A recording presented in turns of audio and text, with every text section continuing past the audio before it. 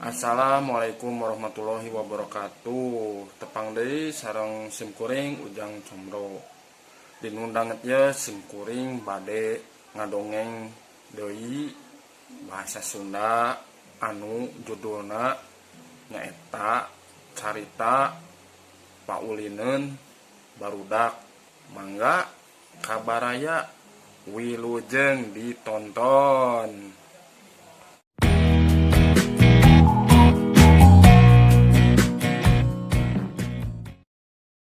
Dongeng bahasa Sunda carita ngeunaan Paulineun budak. Kaulineun ieu paling henteuna kudu dipaenkeun ku duaan atanapi langkung. Dibutuhkeun kaleci atanapi disebatna pincian pikeun maenkeunana ieu kaleci.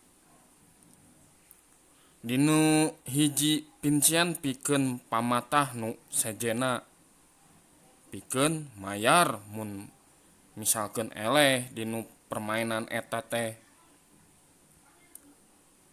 Ngadu kaleci perlu lahan anu rada lega tawa luas, paling henteuna saukuran lapang poli lamun dipaenkeun dua atanapi langkung atawa setengahna tinu ukuran biasa. Nu penting mah nya tiasa ameng kaleci. Makana mun maraen pincian teh di pekarangan imah nu lega tiasa boh di mana ge nu penting mah tiasa main kaleci. Dina area anu ngadu kaleci dijieun dua garis nu sajajar. Jarak garis kahiji ka garis kadua sakitarna paling henteu nya sekitar 2 atau 4 meteran lah. Kumaha semaona saur nama. Cara maenkeunana kieu. Hiji, pamain narangtung di garis nu kahiji, siap-siap ngalungkeun kaleci. Nah eta teh tujuanna ngalungkeun teh ngarah kaleci ragragna deukeut kana garis nu kadua. Syukur-syukur pas dina garis teh urutan ngalungkeun kaleci mun kakarek main biasana diundi paling henteu nya sekitar 2 atau 4 meteran lah. Kumaha semaona saur nama. Cara maenkeunana kieu. Hiji, pamain narangtung di garis nu kahiji, siap-siap ngalungkeun kaleci. Nah eta teh tujuanna ngalungkeun teh ngarah kaleci ragragna deukeut kana garis nu kadua. Syukur-syukur pas dina garis teh urutan ngalungkeun kaleci mun kakarek main biasana diundi make cara sut gang sut kitu. Kapungkur mah zaman barudak emut keneh siga kitu.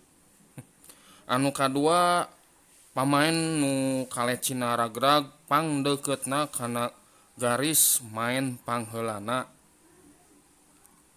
Disusul ku sejena dumasar kana jarak ka garis teh. Nya kitu aturan permainan kaleci teh bareto. Cara maenkeunna make ramo panangan kaleci diarahkeun ka kaleci batur. Mun beunang budak nu kalecina beunang kudu mayar ku kaleci deui. Emang kitu aturan baheula mah barudak teh. Lamun misalkeun ngadu kaleci beunang kanu ti kojo ka lawanna eta nya kadah aya nu mayar. Nu eleh oge langsung ngarah kaleci nu sejena. Mun teu beunang nya enggeus ingkeun nungguan bisi kaleci urang rek diarah ku batur.